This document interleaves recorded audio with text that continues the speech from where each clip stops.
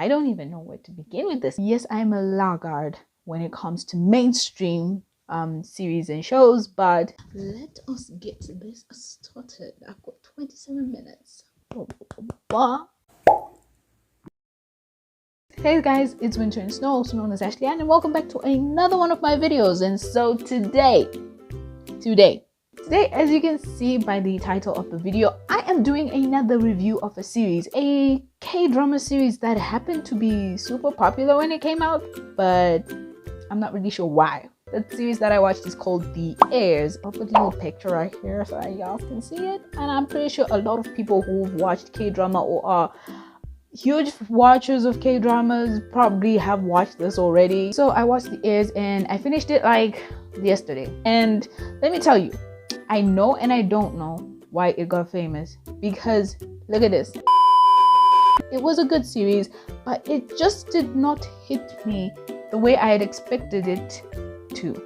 You know what I mean? Because I read the comments on this. A lot of people liked it. It got a lot of good reviews, but it didn't really spark my, interest. This series has got 3 main characters. We've got Kim Tan, Chia Sing, and Choi Young-do. I'm just going to talk about the first 3 main characters and then just the general overview of what I thought of the series. Because why? I want to keep this short, okay? Gonna keep it short. So we start with Kim Tan. Kim Tan, arguably the most toxic personality in this series, and yet he's the main character. He's the one that the female lead falls in love with and ends up spending the rest of her forever with. And why I say this, at different times, this character has shown that he is so self-centered, so full of himself, and has very little regard of what the girl actually feels, or the emotions of other people, or the emotions that result as a consequence of his actions. And so for me, selfish. That's basically all that I can say about the lead male protagonist. I'm not the director, so I can't say nothing about that. Going on to Chia Sing. She's not my least favorite character, and she's not my favorite character. She reminds me of Sakura from Naruto. Useless. And I say this with good point. In a lot of different scenarios, there's a lot of things that could have happened in this plot with or without her there. And I feel like this kind of makes her a weak character. A lot of the really important issues that happened throughout the series would have still taken place whether she was there or not. Just saying. For example, the feud and the disputes between Kim Tan and his older brother, between Kim Tan and his father. Poor girl, rich guy kind of story or theme. I love it. It's a classic, and if presented well, it can work and it can get you a really good story. But in the case of Chia Sing, does very little of anything. There are times in the series when I felt that she needed to speak up or say something or intervene, and the series would give you a little bit of hope that she's probably going to do it, but in the end she wouldn't do anything. Half of the things that she would do was because she was told to by Kim Tan. If she was told leave the room, she'd leave the room. Go home, she would go home. She literally was like a puppet within the whole thing. Match made in heaven, man, don't you think? And I'm just like, but I don't know. She cries too much and does too little. I don't know where she gets the talent or the tears, but she was probably really dehydrated after playing this role, because she cries a lot and does absolutely nothing about it. I mean, there are times when she could have done something, but she would just watch. And then next time when she's by herself, she'll be crying and crying and crying and crying. And then, oh my gosh. Don't be Sakura. Don't be like Bella, literally floating through the entire plot of the story and being labeled as a main character when literally everything would have still taken place whether you were present or not. She could have done more. She could have been a stronger character. Also, another thing about Chia Sing, her character is dense, and that denseness makes her very inconsiderate. I mean, I have no idea how many times Choi Young-do literally confessed his feelings, but still she was dense, she was thick, she couldn't even figure it out. Blank page, she wouldn't say nothing, she wouldn't do nothing, it wouldn't even click, and I'm just there like, girl, Girl, can you not see how dense, how bland, how not my favorite pairing? Can't say it's completely forgettable, but it's forgettable. Finished watching it just yesterday and I still don't remember how they resolved all their problems.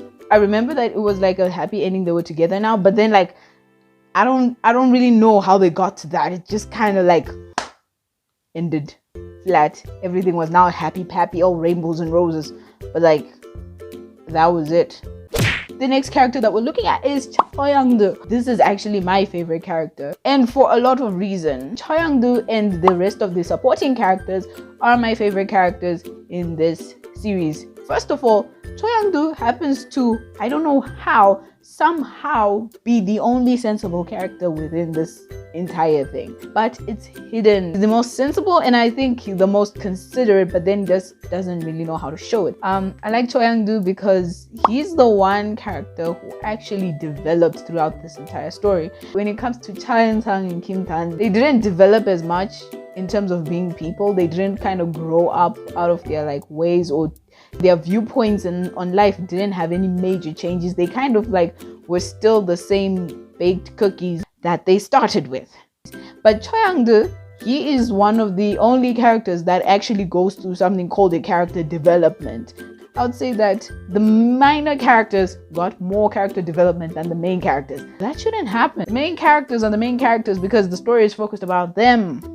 So they're the ones who probably should go through some, development. But then if that doesn't happen, and the minor characters are the ones who seem to be not only pushing the story, but also developing more as people and becoming the public's favorite, I don't know what you're expecting. I mean, like, he's got his own issues, but I would say that he's my favorite character because even though he does conform to the plot of the story, he is the one and only sensible character, in my opinion. Now, going on to just a general overview of what I think of the series. First of all, I like the series. It was okay, it was cute, but I didn't like it. Halfway through, I kind of like noticed the pattern of, what the characters are like, whether they're developing or not. And in the end, I kind of just kept on watching it because I just wanted to finish it, and not because I was really interested in what, in seeing how the story would end. Everything was very predictable, but when it comes to a good series, I think that even if it has a predictable ending,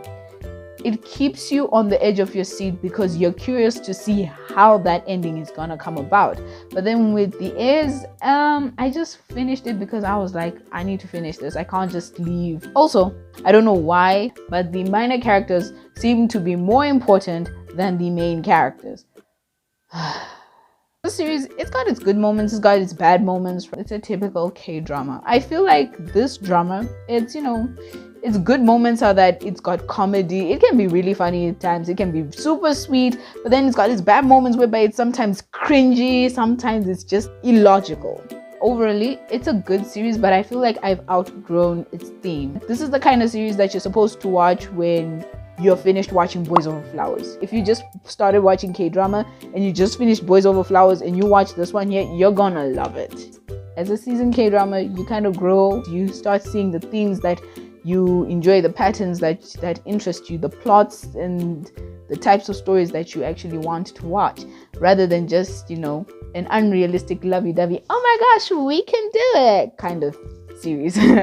That sums it up for the series The Heirs. I mean, it's a good series. I would recommend it to you, but not if you are a seasoned watcher. If you just started, it's a banger. But if not, don't have high expectations for it. Anyways, guys, that's all I have for today's video. If you guys like the video, please don't forget to give it a big thumbs up, like, share, and subscribe. And don't forget to leave a comment in the comment box below. And I'll see you guys in my next video. Dakara tsukimade. Ja, minasan, mata ne. Bye. Epilogue. Yeah. Ow. I did that right. What should I do? Guys, what are we doing? What are we doing? What? Personally, to me, my thoughts, I'm not sorry. And so that's that. In the video, I don't even know where to begin with it. And yes,